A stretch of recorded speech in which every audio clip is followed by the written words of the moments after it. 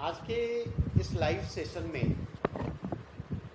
हम लोग 67वीं बीपीएससी प्रारंभिक परीक्षा के लिए जो नोटिफिकेशन जारी हुआ है उस नोटिफिकेशन के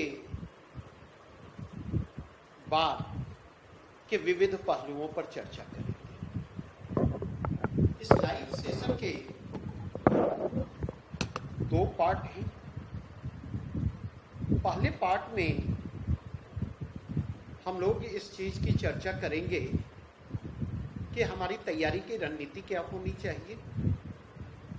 फिर दूसरे पार्ट में हमारी आपके साथ चर्चा आपके प्रश्नों के आलोक में होगी। यह सेशन अपने सेकेंड हाफ में इंटरैक्टिव सेशन के रूप में सामने आएगा। इस नोटिफिकेशन की आप लोगों को लंबे समय से प्रतीक्षा थी और निश्चित तौर पर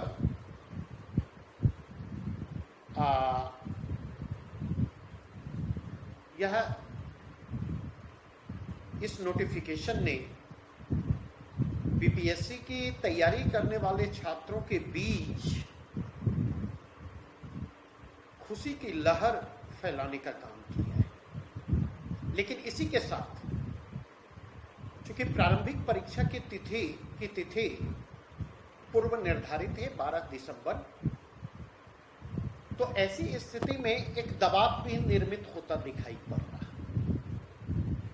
हम अपनी चर्चा इसी के कंटेक्स्ट में करने जा रहे हैं। पहला प्रश्न उभर करके सामने आता कि अभी से 12 दिसंबर तक की हमारी रणनीति क्या है। दूसरा प्रश्न उभर कर सामने आता है कि जितने लोग 67वीं बीपीएससी प्रारंभिक परीक्षा में शामिल होने जा रहे हैं, क्या उन सबकी रणनीति एक समान होगी या सबकी रणनीति अलग अलग होनी चाहिए। तो इसके कंटेक्स्ट में पहली बात जो मैं कहना चाहूंगा वह यह है कि कोई भी तैयारी जो होती है पहले मानसिक तैयारी होती है, एक मेंटल प्रिपरेशन होता है और फिर उस मेंटल प्रिपरेशन को हम व्यावहारिक धरातल पर उतारने की कोशिश करते हैं। जो लोग भी 67वीं बीपीएससी प्रारंभिक परीक्षा में शामिल होने जा रहे हैं, अगर उनके कंटेक्स्ट में मैं बात करूं तो 3 तरह के लोग। नंबर 1, ऐसे लोग जो बीपीएससी प्रारंभिक परीक्षा पहली बार देने जा रहे हैं। दूसरे, ऐसे लोग जो बीपीएससी प्रारंभिक परीक्षा पहले भी दे चुके हैं लेकिन उनका सिलेक्शन नहीं हुआ है, प्री क्वालिफाई करने में सफल नहीं हुए। और तीसरी श्रेणी ऐसे लोगों की है जिन्होंने प्रारंभिक परीक्षा पहले भी दी है और प्रारंभिक परीक्षा में जिन्होंने सफलता भी हासिल की। जिन्होंने प्रारंभिक परीक्षा पहले दी है और उन्हें सफलता भी हासिल हुई है, उनके कंटेक्स्ट में मैं कहना चाहूंगा कि सतर्क रहें, क्योंकि उनका कॉन्फिडेंस लेवल भी बेहतर होगा, उन्हें तैयारी की दिशा भी मालूम होगी। बस उन्हें अतिरिक्त सतर्कता बरतने की जरूरत है। सतर्कता इसलिए कि वे थिंग्स को टू बी ग्रांटेड ना लें, वो ये मान करके ना चलें कि पिछली बार उनका हो जाएगा तो इस बार भी उनका हो ही जाएगा। क्योंकि हमेशा ध्यान रखें, जो सतर्क होती उनका सतर्क मनुष्य का कभी विनाश नहीं होता। सजगता डिजास्टर से बचने के लिए जरूरी है। दूसरी बात, ऐसे लोग जो पहली बार दे रहे हैं उनके सामने चुनौती इस बात की है कि हम क्या पढ़ें और क्या नहीं पढ़ें। उनके सामने चुनौती इस बात की है कि कैसे अगले 60-65 दिनों में बीपीएससी प्रारंभिक परीक्षा के लिए हम अपने आप को बेहतर तरीके से तैयार करें। उनके सामने चुनौती इस बात की है कि इन 60-65 दिनों के दौरान जीएस के डिफरेंट सेक्शंस और डिफरेंट सेक्शंस को लेकर के बीपीएससी की जो रिक्वायरमेंट है, उस रिक्वायरमेंट के बीच किस प्रकार तालमेल बिठाया जाए। उनके सामने चुनौती इस बात की है कि आगे की जो परीक्षाएं हैं, उन परीक्षाओं के संदर्भ में उनकी रणनीति क्या हो। थोड़ा सा कुछ तकनीकी समस्याएं आ रही हैं, 30 सेकेंड का मैं समय लेना चाहूँगा।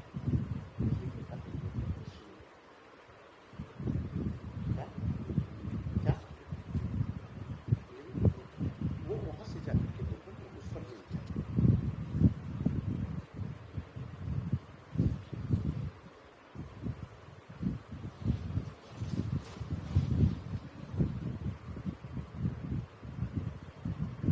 तो अब अगर इसके कंटेक्स्ट में बात करें तो तीसरी कैटेगरी उन लोगों की है जिन्होंने अपनी तैयारी की है और जिनके साथ समस्या यह है कि 1 मार्क्स 2 मार्क्स या 3 मार्क्स से वे कट ऑफ तक नहीं पहुंच पाए। तीनों की समस्याएं अलग अलग हैं।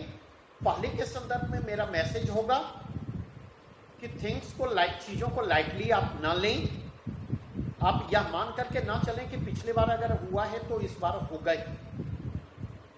दूसरे के लिए मेरा मैसेज यह है, जिन्होंने दिया है लेकिन नहीं हुआ, कहीं ना कहीं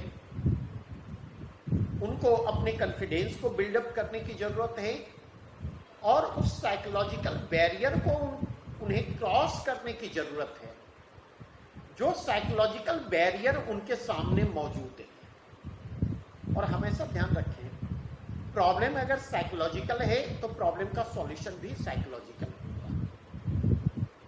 उन्हें मानसिक रूप उन्हें जरूरत मानसिक दृढ़ता की है और उन्हें खुद को मानसिक रूप से मजबूत बनाने की जरूरत है। इस पक्ष पर उनको काम करना। जो लोग कंप्लीट फ्रेशर हैं, पहली बार दे रहे हैं, उन्हें मेरा सजेशन होगा कि आप अपनी तैयारी को दिशा दें, उचित मार्गदर्शन हासिल करने की कोशिश करें और मार्गदर्शन के लिए अपने टीचर्स, अपने सीनियर्स या प्रीवियस ईयर के क्वेश्चन बैंक को आधार बना दें। ध्यान रखें, टेस्ट सीरीज आपके प्रॉब्लम परफॉर्मेंस के इवैल्यूएशन का जरिया तो हो सकता है, लेकिन टेस्ट सीरीज आपके मार्गदर्शन का माध्यम नहीं हो सकता। मार्गदर्शन का माध्यम अगर बन सकता है तो वो प्रीवियस ईयर के टेस्ट पेपर ही। अब मैं आता हूं, पहला स्कोर क्या होना चाहिए, किस स्कोर को हम टारगेट करें। तो देखें, एक बात मैं कहना चाहूंगा, पूरी तैयारी के क्रम में एक समस्या जो महसूस करता हूं मैं कि डिफरेंट कैटेगरी से आने वाले बच्चे जिन्हें कट ऑफ के संदर्भ में विभिन्न तरीकों से रियायतें मिल रही हैं, वो कट ऑफ पहले ही सेट करने की कोशिश करते हैं और जब वो कट ऑफ पहले ही सेट करने की कोशिश करते हैं तो ऐसी स्थिति में समस्या यह आती है कि अगर वे जनरल मेल हैं तो उस हिसाब पिछले कट ऑफ को उस हिसाब से सेट करेंगे। अगर जनरल फीमेल है तो देखेंगे फीमेल का कट ऑफ पिछली बार क्या गया था, उस हिसाब से कट ऑफ से सेट करेंगे। और यही स्थिति ओबीसी, एससी, एसटी कैटेगरी उनके मेल और फीमेल्स के बीच देखी जाती है। अब इसके कारण एक व्यावहारिक समस्या क्या होती कि आप एक सामान्य कट ऑफ को लेकर चलने की बजाय अपनी कैटेगरी के हिसाब से कट ऑफ को निर्धारित करते, और जब अपनी कैटेगरी के हिसाब से कट ऑफ को निर्धारित करते हैं तो उस स्थिति में कहीं ना कहीं कई बार आपके सामने परेशानियां आती हैं। जैसे अगर देखें तो 66 बीपीएससी पीटी का मैं एग्जांपल लूंगा।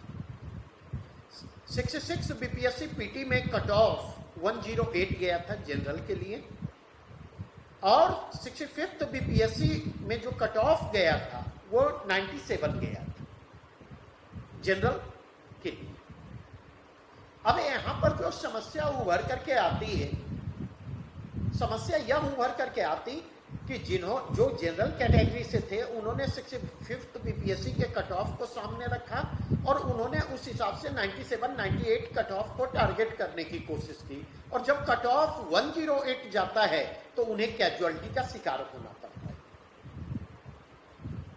और अगर आप देखें तो कट ऑफ को लेकर बीपीएससी में हमेशा से समस्या रही, हमेशा से बीपीएससी कुछ प्रश्नों को डिलीट करता रहा है और कुछ प्रश्नों के आंसर्स को लेकर डाउट हमेशा से बने रहे। तो ऐसी स्थिति में अगर वाकई आप किसी भी प्रकार की कैजुअलिटी से आप अपने आप को बचाना चाहते हैं तो उसके लिए आवश्यकता इस बात की है कि मोटा मोटी आप 110 प्लस के कट ऑफ को टारगेट करें। अगर 110 प्लस के कट ऑफ को टारगेट करेंगे तो एक्सट्रीम सिचुएशन को छोड़ दें, तो चाहे बीपीएससी 5 से 10 क्वेश्चन को डिलीट करें या 5 से 10 प्रश्नों में जो स्टैंडर्ड आंसर हमें एक्सपेक्ट करते हैं बीपीएससी के आंसर उससे डिफरेंट, आप उस झटके को एब्जॉर्ब कर पाने की स्थिति में होंगे और उस झटके को एब्जॉर्ब करते हुए आप कट ऑफ के ऊपर रह पाएंगे। ऐसी स्थिति में प्री क्वालिफाई करने की संभावना जो है वह आपकी अपेक्षाकृत ज्यादा होगी।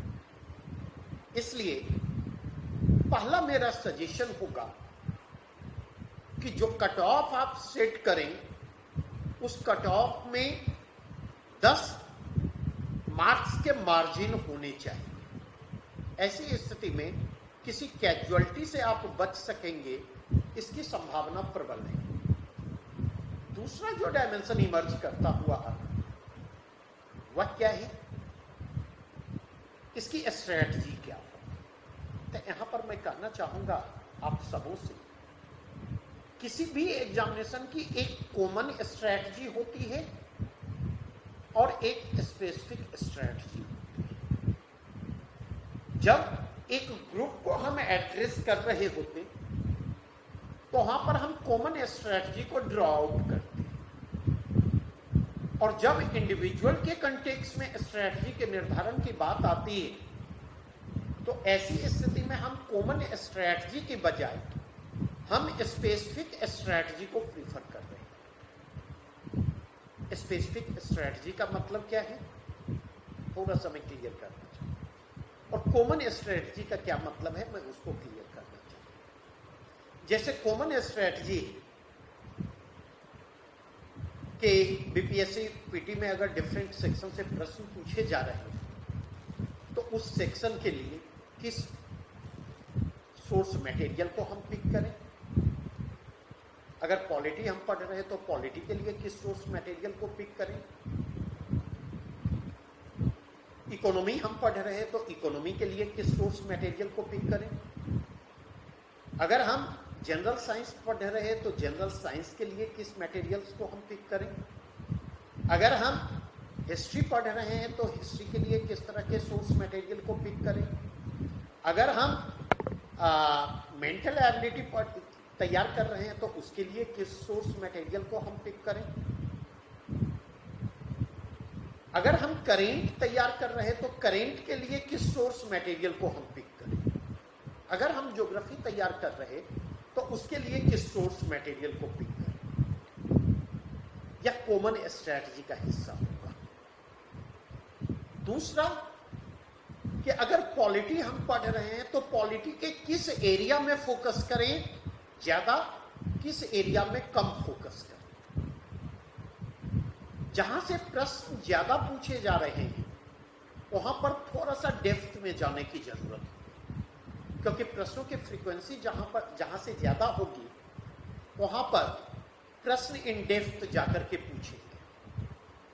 जहां से प्रश्न की फ्रीक्वेंसी अपेक्षाकृत कम है, वहां पर अगर आप जाकर के देखें तो वहां से प्रश्न जो पूछे जाएंगे बहुत डेप्थ में जाकर के पूछे जाएंगे, इसकी संभावना कम है, इसकी संभावना नहीं के बराबर है। तो ऐसी स्थिति में अगर आप जाकर के देखें तो आवश्यकता इस बात की है कि वहां पर हम बहुत गहराई में जाने की बजाय मोटा मोटी ऊपर से गुजरते हुए प्रश्नों के डायमेंशन को पकड़ने की कोशिश करें। यही स्ट्रैटेजी हमारी, ये भी कॉमन स्ट्रैटेजी का हिस्सा होगा, क्योंकि इंडियन पॉलिटी सेक्शन में यही बात करूं तो ऐसा नहीं है कि हर सेक्शन से पर समान रूप से फोकस करने की जरूरत है। ऐसा नहीं है कि पॉलिटी से जो प्रश्न पूछे जाते, डिफरेंट पार्ट ऑफ पॉलिटी जो है उनके बीच प्रश्नों का इक्वल डिस्ट्रीब्यूशन होता है, उनके बीच प्रश्नों के फ्रीक्वेंसी बराबर होती है। यह हमारी कॉमन स्ट्रैटेजी का हिस्सा। और इसका अंदाजा हमें कहां से लगेगा? तो इसके लिए आवश्यकता होगी प्रीवियस ईयर्स के क्वेश्चन पेपर को पढ़ने की। जब तक प्रीवियस ईयर्स के क्वेश्चन पेपर को आप पढ़ेंगे नहीं, देखना नहीं, पढ़ना। और पढ़ने के मतलब क्या है? पढ़ने का मतलब यह है कि अगर आप पॉलिटी पढ़ रहे हैं, पॉलिटी में फंडामेंटल राइट्स पढ़ रहे हैं, एक एग्जांपल मैं दे रहा हूं, तो वैसी स्थिति में आप देखें कि फंडामेंटल राइट्स से किस प्रकार के प्रश्न पूछे जा रहे हैं, कहां कहां से प्रश्न पूछे जा रहे हैं। और अगर प्रश्नों के ये ट्रेंड कंटिन्यू करते हैं तो इन फ्यूचर कहां से प्रश्न उठा करके पूछे जा सकते हैं, कहां से प्रश्न उठाकर पूछे जाएंगे। तो जब आप क्वेश्चन बैंक को पढ़ेंगे तो वैसी स्थिति में प्रश्नों का ट्रेंड आपको समझ में आएगा, और वैसी स्थिति में आप नए प्रश्नों को एंटिसिपेट करने की स्थिति में होंगे। जब नए प्रश्नों को एंटिसिपेट करने की स्थिति में होंगे तो उसी स्थिति में निश्चित तौर पर आपका फोकस उस एरिया पर होगा जिस एरिया से प्रश्नों के पूछे जाने की संभावना अधिक है।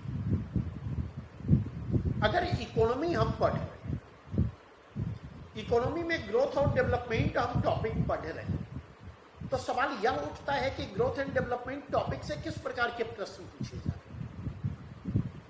क्योंकि ग्रोथ एंड डेवलपमेंट टॉपिक से यूपीएससी भी प्रश्न पूछती है, ग्रोथ एंड डेवलपमेंट टॉपिक से बीपीएससी भी प्रश्न पूछती है, ग्रोथ एंड डेवलपमेंट टॉपिक से अदर स्टेट पीसीएस में भी प्रश्न पूछे जाते हैं।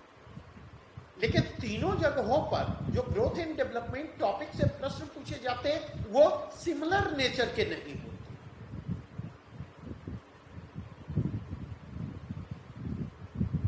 अगर आप बीपीएससी के कंटेक्स्ट में जाकर के देखें, डिफरेंट रिपोर्ट डिफरेंट इंडेक्स से प्रश्न उठा करके पूछे जाते, और डिफरेंट रिपोर्ट डिफरेंट इंडेक्स से जो प्रश्न पूछे जाते वो ऐसा नहीं है कि वहां पर डेप्थ से जाकर के प्रश्न पूछे जाते। पूछा जाता है फलाना रिपोर्ट किसके द्वारा जारी किया जाता है, फलाना रिपोर्ट जो जारी किया गया उसमें शीर्ष के देश कौन थे, फलाने रिपोर्ट में भारत की रैंकिंग क्या थी। इस तरह के प्रश्न पूछे जा रहे हैं, सतह पर से उठा करके पूछे जा रहे हैं। ये आइडिया आपको क्वेश्चन बैंक से मिलेगा, और इस आइडिया को क्वेश्चन बैंक से डेवलप करने की जरूरत है। ये आइडिया आपको सीनियर्स भी दे सकते हैं, और ये आइडिया आपको टीचर्स भी दे सकते हैं।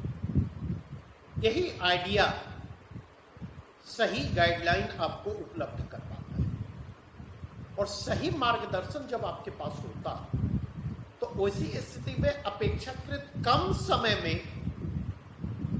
आप सटीक रणनीति के साथ बेहतर तैयारी करते हैं। और जब ऐसा होगा तो उसी स्थिति में आप हमेशा यह मान करके चलेंगे कि आपका कॉन्फिडेंस लेवल बेहतर होगा। जब कॉन्फिडेंस लेवल बेहतर होगा तो उस स्थिति में आप प्रेशर को मैनेज करने की स्थिति में होंगे, अकबकाएंगे नहीं, प्रेशर में बिखरने की संभावना कम होगी। और अगर ऐसा होगा तो आप अपने प्रिपरेशन को परफॉर्मेंसेस में तब्दील करने की स्थिति में होंगे। अब अगर इसके कंटेक्स्ट में जाकर के देखें, ये बातें जो मैंने की ये कॉमन स्ट्रेटजी, उसी कॉमन स्ट्रेटजी में एक दो चीजों को और मैं फोकस करना चाहूंगा। समय थोड़ा सा कम है, और समय अगर थोड़ा सा कम है तो ऐसी स्थिति में बेटर प्रिपरेशन के लिए नर्व पर कंट्रोल की आवश्यकता है। क्योंकि अगर आप देखें तो कई बार मैं महसूस करता हूं कि स्पेसिफिक रूप में बीपीएससी की जो तैयारी करने वाले लोग हैं, जो लोग बीपीएससी की तैयारी करवाते हैं, चाहे वो फेसबुक पेजेज के माध्यम से तैयारी करवावे, चाहे वो यूट्यूब चैनल के जरिए तैयारी करवाएं, या फिर वे अदर किसी मेंस से तैयारी करवाएं, उनके साथ एक व्यावहारिक समस्या क्या होती है कि उनके पास समय पर्याप्त होता है। और जब समय उनके पास पर्याप्त होता है तो उस स्थिति में समय के उपयोग की बजाय समय के दुरुपयोग की संभावना बढ़ जाती है। अटकलबाजियों और र्यूमर्स की ओर आपका ओरिएंटेशन बढ़ता चला जाता है, और यह वेस्टेज ऑफ टाइम का आधार तैयार करता है। जैसे एक छोटा सा एग्जांपल मैं देना चाहता हूं। अभी कुछ समय पहले, मतलब 3 से 4 दिन पहले की बात है, बीपीएससी ने सीडीपीओ एग्जाम के डेट जो घोषित किए थे उसको टालने का निर्णय लिया। अब इसके आधार पर यह एंटिसिपेशन शुरू हो जाता है कि अब बीपीएससी के लिए जो डेट पीटी के लिए निर्धारित किए गए हैं 67वीं के लिए, उसको भी टाले जाने की संभावना प्रबल है। अब हमारे पास 2 विकल्प है। पहला विकल्प यह है कि डेट टाले जाएंगे और समय मिलेगा,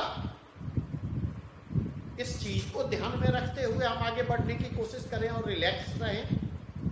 और दूसरा है कि जब तक ऐसा हो नहीं जाता तब तक हम यह मान करके चलें कि बीपीएससी 12 दिसंबर को पीटी का एग्जाम लेने जा रहे हैं।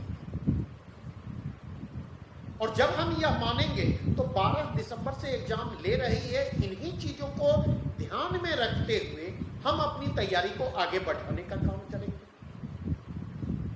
अगर बीपीएससी 12 दिसंबर को एग्जाम ले लेती है तो हम मेंटली भी उसके लिए तैयार हैं और हम परफॉर्म करने के लिए भी तैयार हैं, कोई दिक्कत नहीं। अगर बीपीएससी उस डेट को नियर फ्यूचर बढ़ाती है, आगे बढ़ाती है, वो 1 सप्ताह के लिए या जितने भी समय के लिए, तो ये जो हमने 12 दिसंबर को एग्जाम ले रही है, यह मान करके जो हमने रणनीति निर्धारित की, उस रणनीति से हमें घाटा नहीं। और ऐसी स्थिति में हमें अपनी तैयारी को और बेहतर करने का मौका मिलेगा। ऐसी स्थिति में रिवीजन के लिए हमारे पास अधिक समय है, और जब रिवीजन के लिए हमारे पास अधिक समय होंगे तो वो हमारी परेशानियों को कम करने वाला साबित होगा, वह हमारे बेहतर परफॉर्मेंस को इंश्योर करने में सहायक होगा। तो इसलिए बंधु, मेरी सलाह होगी एक मेंटोर के रूप में, मेरी सलाह होगी एक गाइड के रूप में, एक मेरी सलाह होगी फ्रेंड्स के रूप में, एक मेरी सलाह होगी बड़े भाई के रूप में,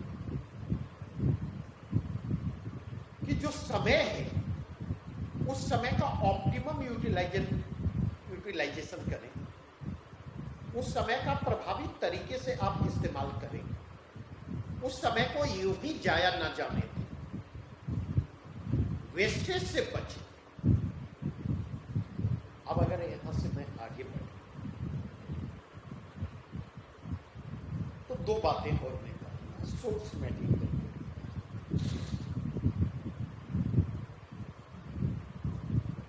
यह सच है कि बीपीएससी प्रारंभिक परीक्षा में पूछे जाने वाले प्रश्नों की प्रवृत्ति, उन प्रश्नों का ओरिएंटेशन जनरल स्टडीज की ओर ना होकर के जनरल नॉलेज की ओर। और यह आपकी शक्ति भी है, आपकी सीमा है। ये आपके पॉजिटिव्स भी हैं, ये आपके नेगेटिव्स। पॉजिटिव इसलिए है कि जब जीके बेस्ड क्वेश्चन पूछे जाते हैं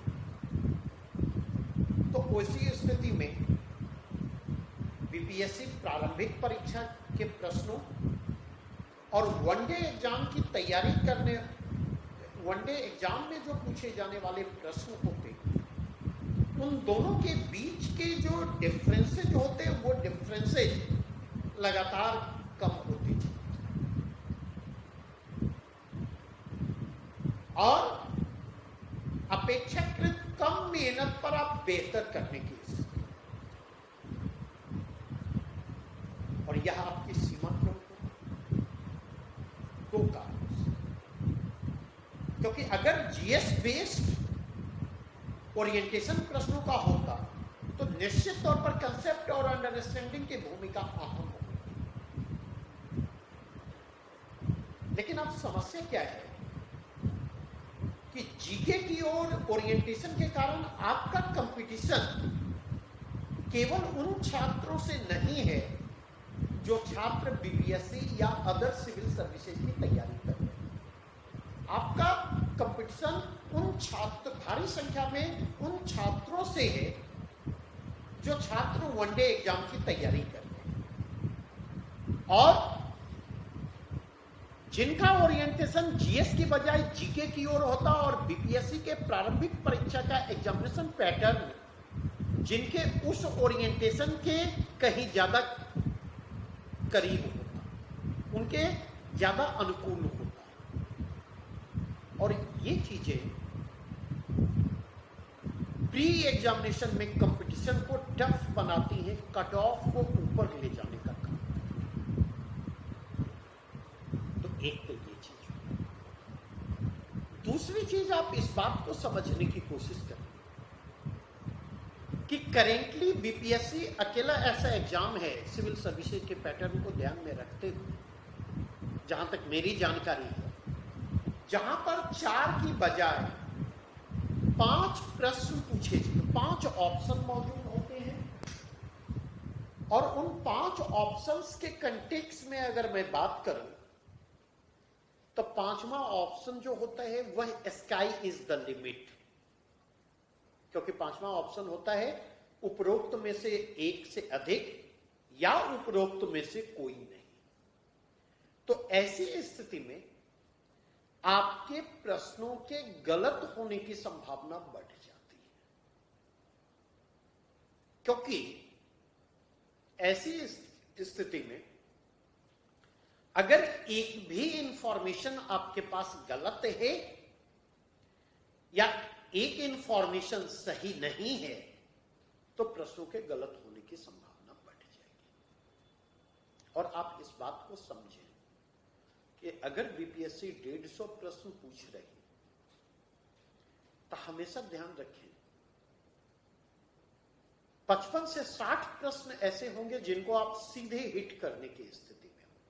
आप जानते होंगे इसका उत्तर यही होगा, उसके बाद आपको नहीं पता होता कि आंसर क्या होगा। और जब हमें ये नहीं पता होता तो वैसी स्थिति में हम क्या करते? वैसी स्थिति में हम क्या नहीं होगा आइडेंटिफाई करने की कोशिश करते और इसको हम एलिमिनेशन प्रोसेस करते, एलिमिनेशन थ्योरी करते। और इस एलिमिनेशन में कॉन्सेप्ट और अंडरस्टैंडिंग अहम रोल प्ले करता हुआ आता है। और यही वह बिंदु है जहां पर हम कमजोर पड़ते, यही वह बिंदु है जहां पर हम अपने आप को बैकफुट पर ले जाते हैं।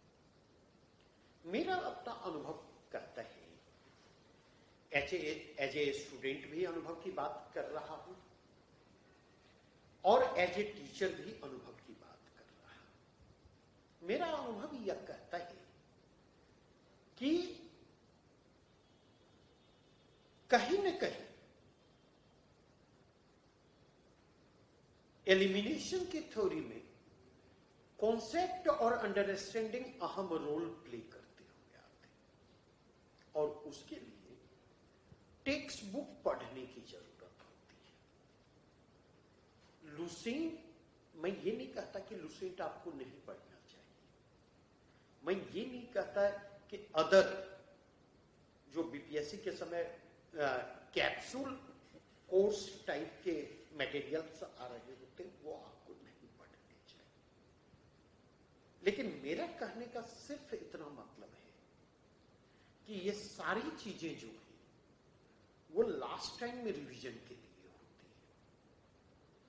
अगर वहां तक जाने के पहले एक सॉलिड फाउंडेशन आपके पास है, अगर आपने टेक्स्ट बुक पढ़ा है, अगर आपने एनसीईआरटी पढ़ी है, अगर आपने बुक्स, स्टैंडर्ड बुक्स पढ़ी है, तो ऐसी स्थिति में आपकी समझ विकसित होती है। और जब समझ विकसित होती है तो उस स्थिति में जब आप ऐसे कैप्सूल कोर्स या ऐसे गाइड टाइप के मटेरियल्स को पढ़ते हैं तो उस इंफॉर्मेशन को आप आसानी से कैरी ऑन करने की स्थिति में होते हैं। उन इंफॉर्मेशंस को आप अपने कंसेप्ट और आप अपनी अंडरस्टैंडिंग के साथ कनेक्ट करने की स्थिति में होते हैं और उनको याद रखना आपके लिए आसान हो जाता है। दूसरी चीज कि अगर कंसेप्ट और अंडरस्टैंडिंग जिसको अक्सर मेंस से लिंक करके देखा जाता है, अक्सर आप देखेंगे जिन लोगों ने भी मेंस की तैयारी की है पहले, जिन लोगों ने भी टेक्स्ट बुक पढ़ा है, जिन लोगों ने कंसेप्ट और अंडरस्टैंडिंग के डेवलपमेंट को प्राथमिकता दी है, प्री एग्जामिनेशन में एटलीस्ट 8 से 10 प्रश्नों में वो एज की स्थिति में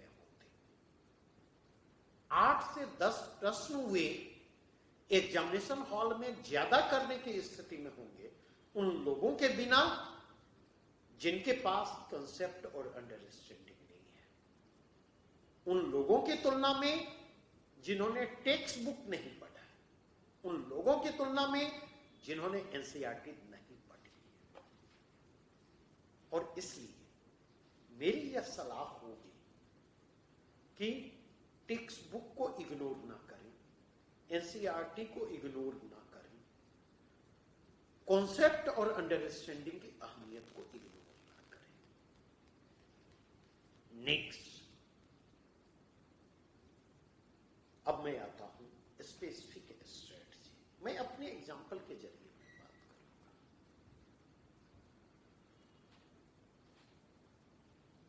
एग्जांपल यह कि जब मैं आपकी तरह था, जब तैयारी कर रहा था, तो 2 पोर्शन मेरे कमजोर थे, ज्योग्राफी और दूसरे जनरल साइंस। और अच्छी तरह से वाकिफ हैं, ये 2 पोर्शन ऐसे हैं जहां से यूपीएससी में भी अच्छी खासी संख्या में प्रश्न पूछे जाते हैं। मतलब हम लोगों के समय करीब करीब 150 प्रश्नों के सेट यूपीएससी में होते थे और 150 प्रश्नों में 50 से अधिक प्रश्न इन दोनों पोर्शन से पूछे जाते थे। बीपीएससी में भी अगर आप जाकर के देखें तो आउट ऑफ 150 क्वेश्चन करीब करीब 50 क्वेश्चन जो होते हैं जनरल साइंस और ज्योग्राफी से पूछी जाती है। और ऐसी स्थिति में 1/3 एरिया जीएस के पेपर का प्री का ऐसा था जो मेरा वीकर पोर्शन था और मुझे पता था कि वहां पर बहुत ज्यादा मेहनत करके भी मैं बहुत कुछ नहीं कर सकता। तो अपनी इस कमजोरी को रिस्पॉन्ड करने के लिए हमने 3 स्ट्रेटजी अपनाई।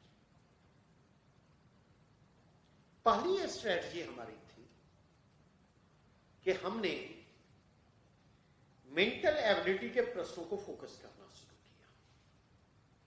बीपीएससी में आप देखें हर बार करीब करीब 10 मेंटल एबिलिटी से प्रश्न पूछे जाते हैं और मोटा मोटी मैंने 2 बार दिया था और दोनों बार, एक बार 8 और एक बार 9 मेंटल एबिलिटी के प्रश्न मेरे सही हुए थे। यूपीएससी में हमारे दौर में 14, 15, 16 मेंटल एबिलिटी के प्रश्न पूछे जाते थे, 2-3 छोड़ करके मेरे सारे प्रश्न सही होते थे। सामान्य बच्चों के कंटेक्स्ट में मेंटल एबिलिटी में वो 50% के स्कोर तक पहुंच जाएंगे, वो बहुत है। तो पहला काम हमने किया कि उसको कंपनसेट करने के लिए मेंटल एबिलिटी को फोकस किया स्पेसिफिक। दूसरी स्ट्रेटजी हमने अपनाई, हमने ज्योग्राफी और साइंस के उस पोर्शन को आइडेंटिफाई करने का काम किया जहां पर थोड़ी सी मेहनत से हम आसानी से प्रश्नों को करने की स्थिति में। जैसे ज्योग्राफी में इकोनॉमिक ज्योग्राफी वाला जो प्रश्न था, साइंस में अगर आप जाकर के देखें ब्लड ग्रुप्स, दर्पण, लेंस, इस तरह के जो प्रश्न उठा करके पूछे जाते थे, उस एरिया को आइडेंटिफाई करके वहां पर हमने हार्मोन्स, विटामिन्स, वायरस, बैक्टीरिया, इससे जुड़े हुए डिजीज, उस एरिया को आइडेंटिफाई करके वहां पर हमने काम किया ताकि एटलीस्ट कुछ परफॉर्म करने की स्थिति में वहां पर। और मोटा मोटी वहां पर अगर इन दोनों पोर्शन से अगर 50 प्रश्न पूछे जा रहे हैं तो मोटा मोटी 25 प्लस माइनस की स्थिति में मैं हमेशा होता था।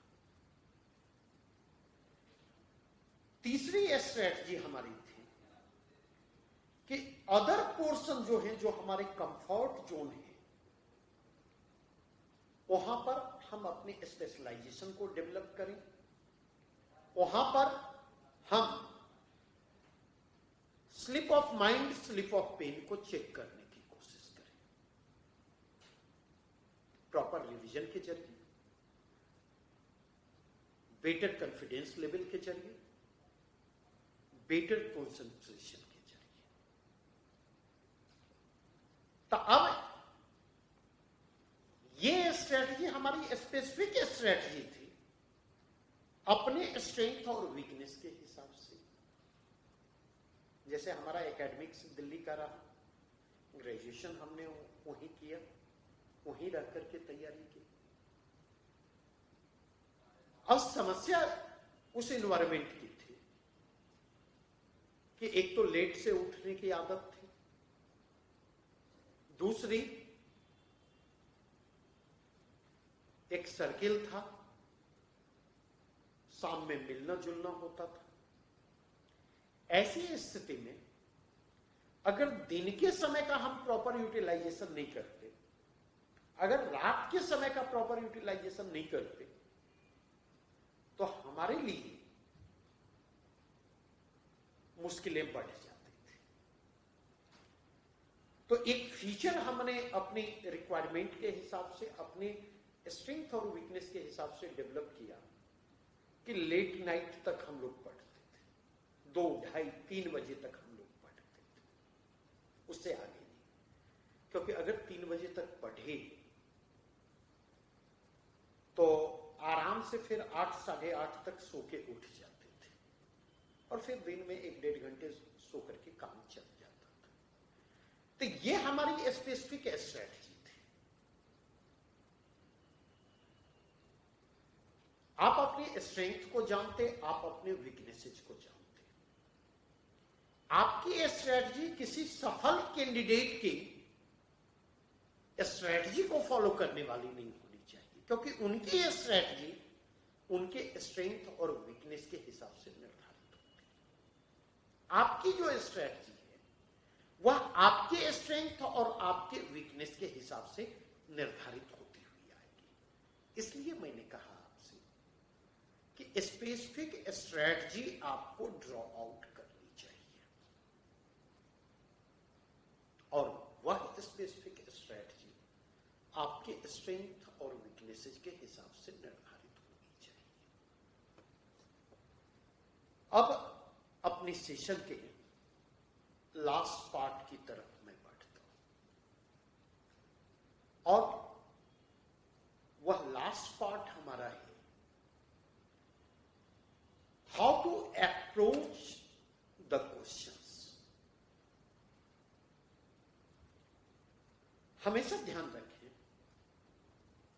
जब आप पेपर सॉल्व कर रहे होते, जब आप पढ़ने के क्रम में क्वेश्चन बैंक पलटते हैं, प्रीवियस ईयर के प्रश्नों को देखते, जब किसी भी टेस्ट सीरीज के पेपर को घर पर बैठ करके सॉल्व करते, तो उस पेपर पर प्रश्न पर समय दें।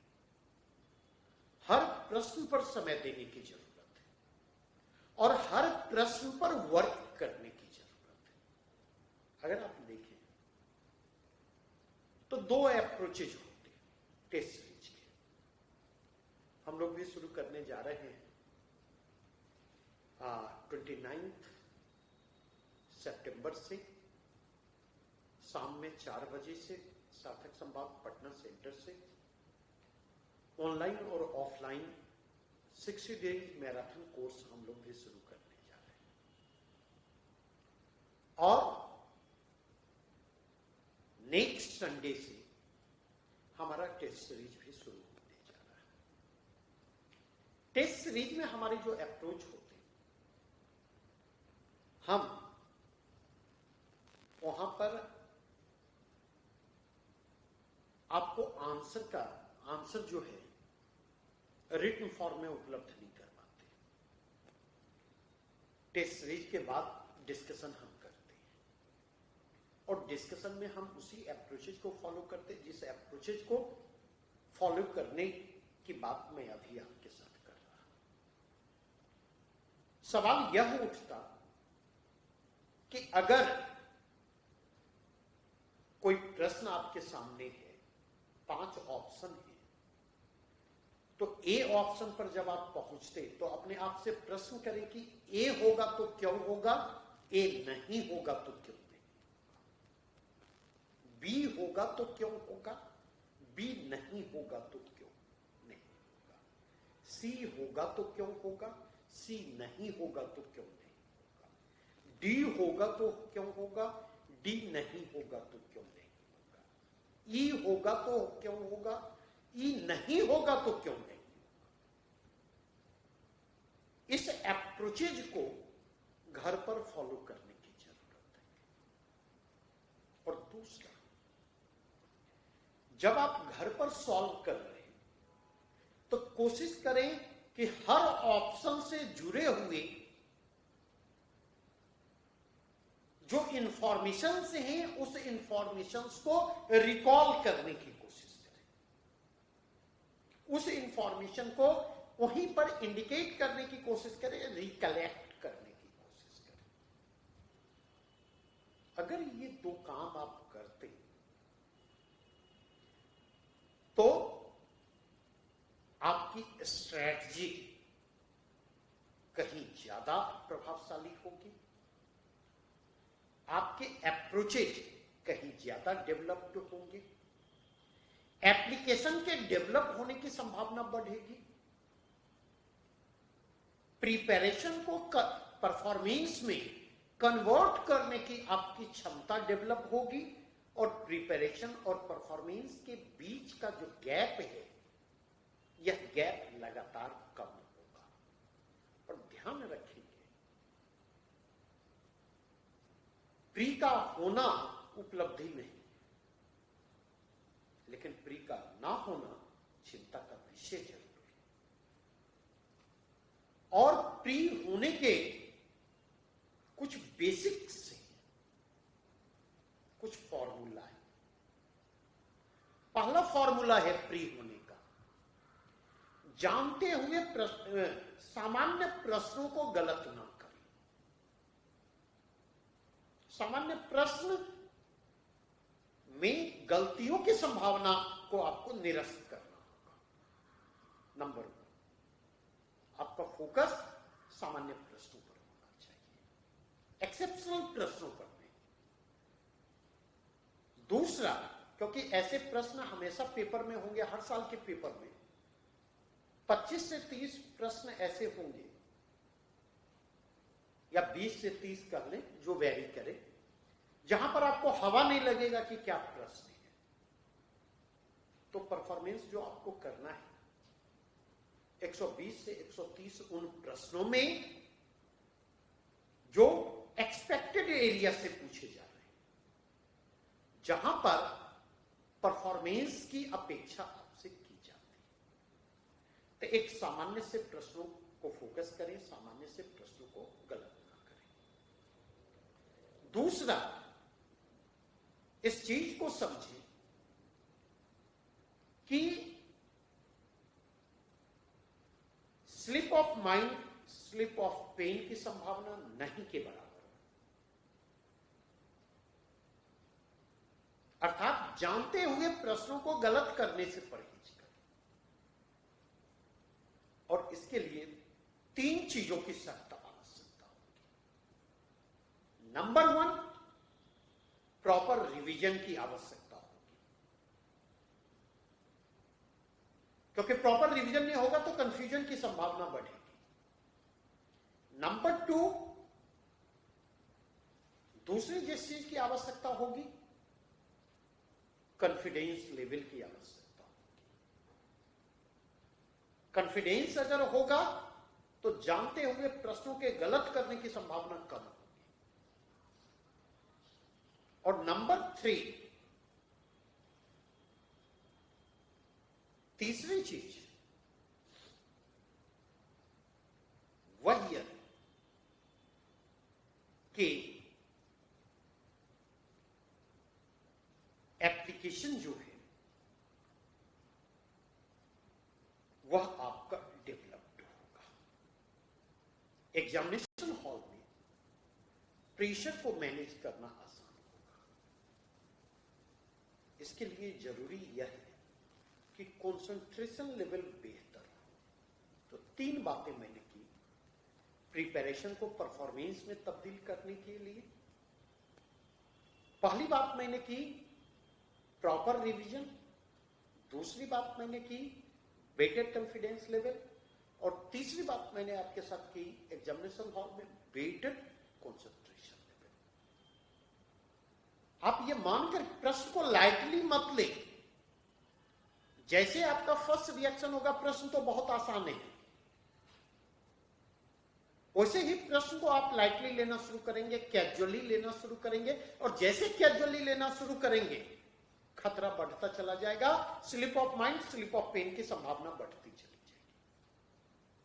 वहां पर अपने आप को रोक करके 2 मिनट समझाएं, स्थिर करें कि प्रश्न अगर आसान है तो सबके लिए आसान है, और ऐसी स्थिति में कट ऑफ के ऊपर जाने की संभावना है। और जब कट ऑफ के ऊपर जाने की संभावना है तो ऐसी स्थिति में slip of mind, slip of pen नहीं होना चाहिए, होगा, होने की संभावना कम हो जाएगी।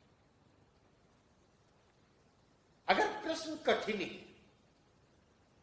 तो मन में भाव ये उमड़ेंगे, गया ये साल भी गया, अब 67वीं की बजाय 68वीं के बारे में चीजें आपके दिमाग में आने लगेंगी। तो ऐसी स्थिति में खुद को इसके लिए तैयार करें, अपने आप को समझाएं। प्रश्न अगर कठिन है तो केवल आपके लिए ही कठिन नहीं है, हर किसी के लिए कठिन है। जो परेशानियां आपको आ रही हैं वो परेशानियां और लोगों को भी आ रही हैं। और ऐसी स्थिति में वही व्यक्ति बेटर परफॉर्मेंस दे पाएगा जिसका अपने नर्व पर कंट्रोल हो, जो कम से कम अपने कंफर्ट जोन में बेहतर स्कोर करने की स्थिति में हो। जितना बेहतर स्कोर करने की स्थिति में वह होगा, उसका कंफर्ट लेवल उतना ही बेहतर होगा। तो इसीलिए जानना महत्वपूर्ण नहीं है। जिन चीजों को हम जान रहे हैं उनको हम परफॉर्मेंस में तब्दील कर पाने की स्थिति में है या नहीं है, ये चीजें सबसे ज्यादा महत्वपूर्ण है।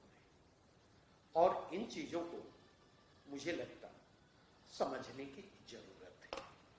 तो मुझे ये लगता है कि लगभग जितनी बातें मुझे करनी चाहिए थी अपने तरफ से आज के सेशन में, जितनी चीजों को हमने निर्धारित किया था कि ये रणनीति होनी चाहिए और इस तरीके से हमें काम करना चाहिए, लगभग उन चीजों को मैंने रखने की कोशिश की आपके साथ। मैंने यह बतलाने का प्रयास किया कि सबसे महत्वपूर्ण जो है, महत्वपूर्ण यह नहीं कि हम कितनी मेहनत कर रहे हैं, महत्वपूर्ण यह है कि हम सही दिशा में मेहनत कर रहे हैं या नहीं कर रहे हैं, हमारी मेहनत की दिशा सही है या नहीं। महत्वपूर्ण यह है कि हमारी स्ट्रेटजी सही है या नहीं। अगर हमारी दिशा सही नहीं है, अगर हमारी दिशा सही नहीं है, अगर हमारी जो है स्ट्रेटजी सही नहीं है, अगर हमारा खुद पर भरोसा नहीं है, अपनी स्ट्रेटजी पर भरोसा नहीं है, तो शायद उस स्थिति में हमारा प्रिपरेशन सही दिशा में होगा और हम अपने प्रिपरेशन को परफॉर्मेंस में तब्दील कर पाने की स्थिति में होंगे। फ्रेंकली मैं कहता हूं, मुझे संदेह है। इतनी बातों को करने के बाद सब्जेक्ट स्पेसिफिक जो भी डिस्कशन होंगे, मोस्टली क्या वो फाइनल है। वेडनेसडे को 60 डेज जो मैराथन प्रोग्राम शुरू हो रहे हैं, उसका यूट्यूब लाइव होगा। उस यूट्यूब लाइव सेशन में विस्तार से उसके विविध पहलुओं पर विषय के विशेषज्ञ आपके साथ चर्चा करेंगे, प्रश्नों के ट्रेंड पर विस्तार से चर्चा करेंगे। आज के सेशन का हमारा प्राइम मोटो था कि इससे पहले कि आप तैयारी करें, अपनी तैयारी को व्यावहारिक रूप देने की कोशिश करें, उस तैयारी का एक मेंटल प्रिपरेशन किया जाए, उसका एक रोड मैप तैयार किया जाए, जिस रोड मैप को करीब करीब आज अगर 26 है, तो एग्जैक्ट अगर मैं बात करूं तो 31 दिन अक्टूबर में, 30 दिन नवंबर में 61, 4 दिन सितंबर में 65 और 11 दिन दिसंबर में, कुल 76 डेज आपके पास है। इस 76 डेज के दौरान दुर्गा पूजा भी है, इस 76 डेज के दौरान दीपावली भी है, छठ भी है, और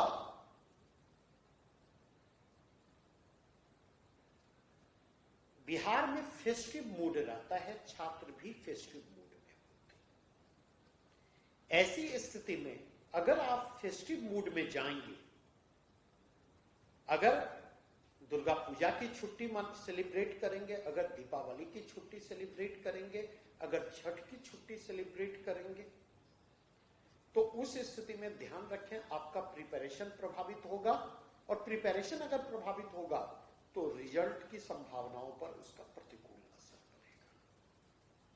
इसलिए अगर वाकई आप अपनी तैयारी को लेकर गंभीर हैं, तो मेरा यह सजेशन होगा कि आप यह इंश्योर करने की कोशिश करें कि अब होली, दीपावली, दुर्गा पूजा, छठ जो भी मनाना होगा, फाइनल सिलेक्शन के बाद ही हम मनाएंगे, उसके पहले हम नहीं मनाने जा रहे।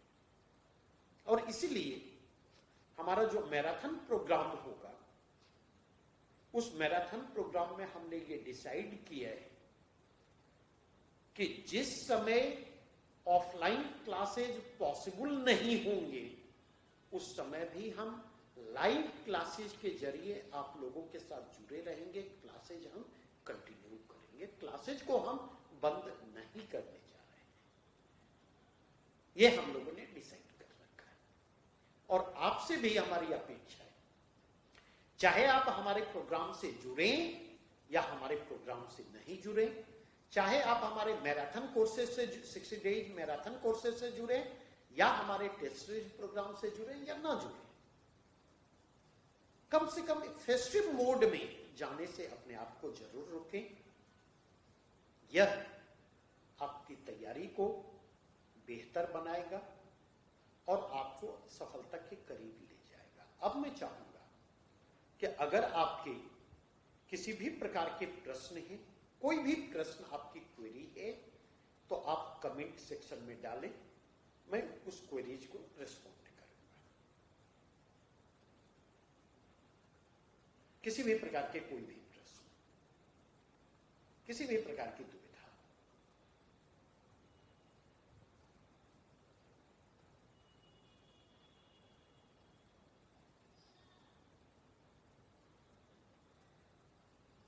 क्या मान के चलूं किन्हीं के पास कोई प्रश्न नहीं है? खुशी, प्रेम, जयंत, जो लोग यूट्यूब लाइव सेशन से जुड़े हुए हैं,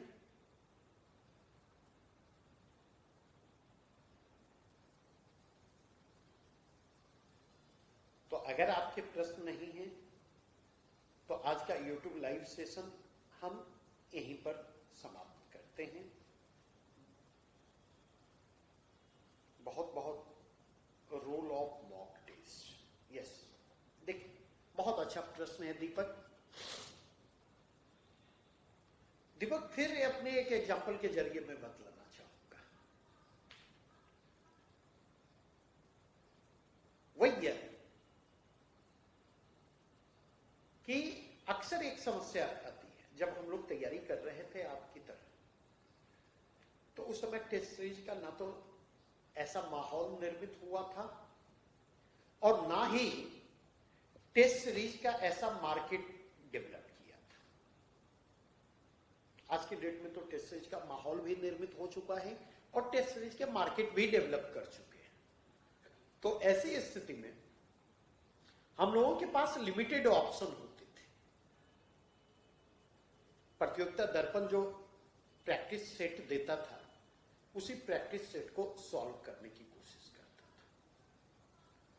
और प्रतियोगिता दर्पण का जो प्रैक्टिस सेट था, मुझे नहीं ध्यान है कि आउट ऑफ 150 क्वेश्चन मैं कभी 70 क्वेश्चन सही कर पाया हूं। वहां पर हमेशा स्कोर 70 के नीचे ही रहता था, 60 से 70 के बीच। लेकिन यूपीएससी में चारों बार हमारे स्कोर, 3 बार हमारे स्कोर 95 के आसपास है, 94, 95, एक बार 90 के नीचे गया था। तो मॉक टेस्ट की भूमिका निश्चित तौर पर अहम है। लेकिन 2 बातें मैं कहना चाहूंगा। पहली बात यह है, मॉक टेस्ट में जो प्रश्न पूछे जा रहे हैं, उस प्रश्न का स्टैंडर्ड बीपीएससी के स्टैंडर्ड से कितना मैच करता है। अगर वह स्टैंडर्ड मैच करता है तो निश्चित तौर पर वो मॉक टेस्ट आपके लिए बेनिफिशियल होगा। अगर वह स्टैंडर्ड मैच नहीं करता तो उस स्थिति में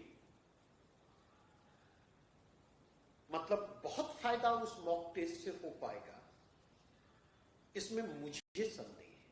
पहली बात। दूसरी बात जो मैं कहना चाहूंगा वह यह, मॉक टेस्ट के पीछे विजन क्या है। जैसे हम लोग भी टेस्ट सीरीज चलाते हैं, उस टेस्ट सीरीज में हम एक एडिशनल विजन को लेकर के चलते हैं,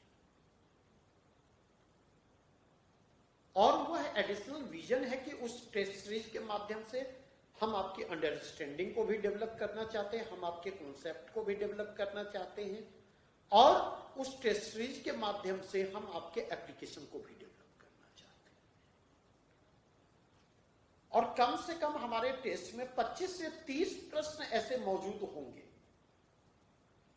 जो एप्लीकेशन पर बेस्ड हो, जो अंडरस्टैंडिंग पर बेस्ड हो, जहां पर विजन की जरूरत हो, जहां पर कॉन्सेप्ट की जरूरत हो। यद्यपि बीपीएससी इस तरह के प्रश्न डायरेक्टली नहीं पूछती है, लेकिन उसकी जरूरत होती है। कहां? तो उसकी जरूरत होती है जब बीपीएससी में पूछे गए प्रश्नों को हम सॉल्व कर रहे हैं। यह दूसरी बात है। तीसरी बात, यहां पर इस बात को भी ध्यान में रखें कि टेस्ट सीरीज में जो आपके परफॉर्मेंस है और बीपीएससी में जो आपके परफॉर्मेंस होंगे, दोनों में ह्यूज डिफरेंस होता है। बीपीएससी में जो परफॉर्म आप करते, तो एग्जामिनेशन हॉल में आप पूरी तैयारी के साथ जाते हैं, प्रॉपर रिवीजन के साथ जाते हैं, तब वो परफॉर्मेंस सामने आता। अभी अगर आप टेस्ट सीरीज दे रहे हैं, तभी आपकी प्रॉपर तैयारी नहीं है, अभी प्रॉपर रिवीजन नहीं है। अभी अगर टेस्ट सीरीज दे रहे हैं तो कहीं ना कहीं आप हाफ हार्टेडली दे रहे हैं, आधी अधूरी तैयारियों के साथ दे रहे हैं। और जब आप आधी अधूरी तैयारियों के साथ दे रहे हैं तो आपके परफॉर्मेंस पर कहीं ना कहीं उसका इंपैक्ट पड़ेगा। इसलिए अगर वहां आपके परफॉर्मेंस प्रभावित होते या परफॉर्मेंस कमजोर पड़ते हैं, तो डीमोटिवेट होने की जरूरत नहीं है। अपनी तैयारी को, आपकी तैयारी अभी किस स्टेज में है, इस चीज को जरूर ध्यान में रखें और इसकी कंटेक्स्ट में आपके अपने परफॉर्मेंस को इवेल्युएट करने की कोशिश करें।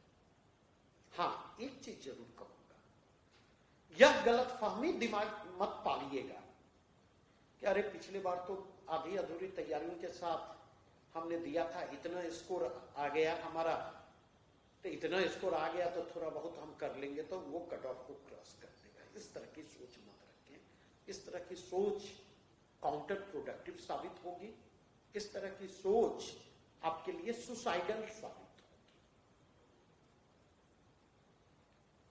तो मुझे ये लगता है दीपक, आपके प्रश्नों के रिस्पांस मिल गए हैं।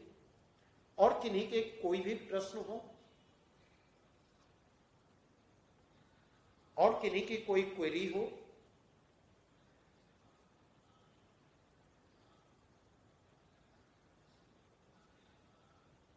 नहीं?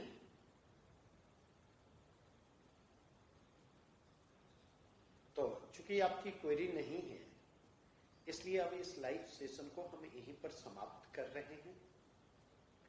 ऐसे लाइव, आगे भी ऐसे लाइव सेशंस के साथ। हाँ, कृष्णनंदन जी का एक प्रश्न है, एनसीईआरटी 11वीं 12वीं की बुक पढ़ना काफी है। देखिए, अभी की स्थिति में मैं सजेस्ट करूंगा कि फोकस वहीं पर करें। उसके दायरे से बहुत बाहर निकलने के स्कोप आपके पास नहीं है। थोड़ा सा समय का अभाव है और हमेशा ध्यान रखें क्या पढ़ें क्या नहीं पढ़ें में टाइम फैक्टर की अहम भूमिका होती। तो मैं यह कह सकता कि मतलब 11th-12th के बुक पर फोकस कर सकते, वहां तक सीमित रह सकते हैं अभी की परिस्थिति। लेकिन ध्यान रखें, मैं एनसीईआरटी पढ़ने की बात कर रहा हूं। एनसीईआरटी 11वीं 12वीं क्या मैं कर रहा हूं, उसको साउंड कर सकते हैं। तो अगर इस कंटेक्स्ट में जाकर के देखें, तो अगर इस कंटेक्स्ट में जाकर के देखें तो मैं जो चीज करना चाहूंगा वह यह कि एनसीईआरटी पढ़ें, ना कि एनसीईआरटी की बजाय पता चला कि एनसीईआरटी की आजकल समरी जो बाजार में उपलब्ध है, उस समरी पर आप अपने आप को फोकस करें। तो अभी आप 11वीं 12वीं की एनसीईआरटी पर फोकस कर सकते हैं। और कुछ क्या प्रश्न है? बोलो, साउंड कम करके प्रश्न भेजने को लिए। और किन्हीं का कोई प्रश्न है?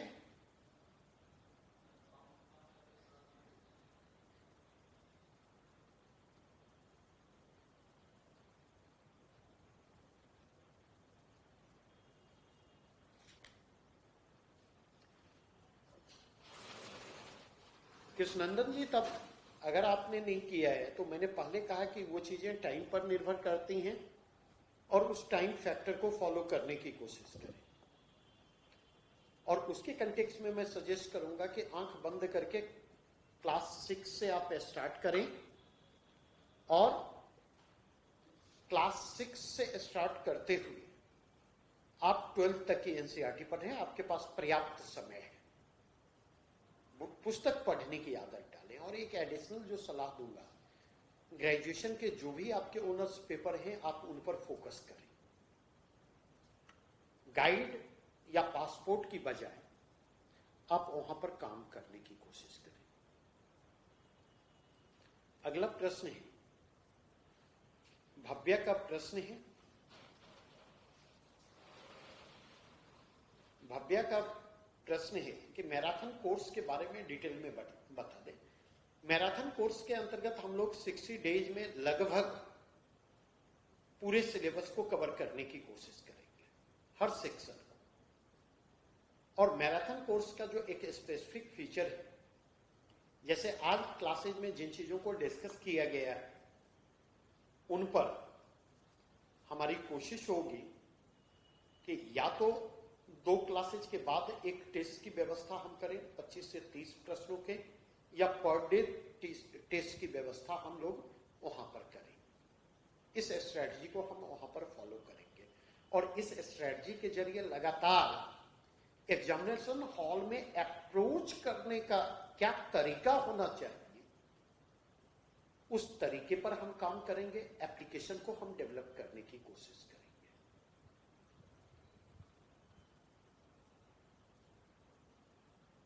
करेंट अफेयर्स के लिए मैं सजेस्ट करूंगा, प्राइमरली आप मैगजीन को आधार बनाइए, किसी एक मैगजीन को, और लास्ट के 10-15 दिनों में आप करेंट स्पेसिफिक जो मटेरियल आता है उस मटेरियल को फोकस करें। हम लोग भी इस बार करेंट के लिए अपने संस्थान से मटेरियल उपलब्ध करवाने जा रहे हैं जो ओपन मार्केट में उपलब्ध होंगे। लेकिन मैगजीन अनिवार्यता पढ़ें, और पिछले साल भर के मैगजीन मुझसे अगर पूछेंगे तो प्रतियोगिता दर्पण से 5-6 चीजों को आधार बनावे। राष्ट्रीय घटनाक्रम, अंतर्राष्ट्रीय घटनाक्रम, आर्थिक परिदृश्य 3, चौथा सामान्य ज्ञान से संबंधित जानकारियां, 5वां स्पोर्ट्स, और 6ठा सार संग्रह जो होता है। ये 6 सेक्शन दर्पण से कवर करें, वो आपके लिए काफी हेल्पफुल होगा।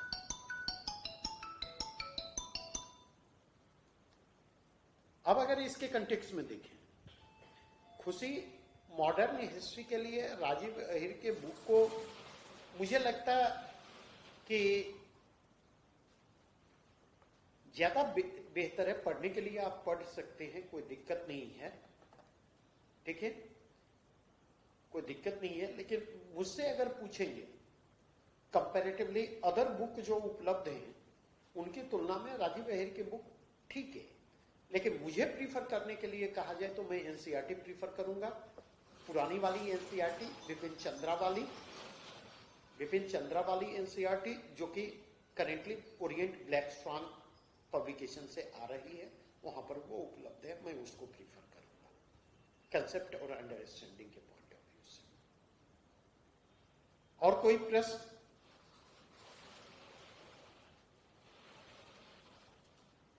तो मुझे लगता है लगभग जितने प्रश्न मेरे पास आए मैंने रिस्पॉन्ड किया है। मैं उम्मीद करता हूं कि ये जो चर्चा है, आज का डिस्कशन जो है 67th बीपीएससी पीटी के लिए मेंटली अपने आप को प्रिपेयर करने में आपके लिए उपयोगी साबित होगा। इतना कीमती समय आपने दिया, इसके लिए शुक्रिया, बहुत बहुत धन्यवाद। और एक बार फिर से मैं आप सबों को भविष्य के लिए शुभकामनाएं देना चाहूंगा। थैंक्स।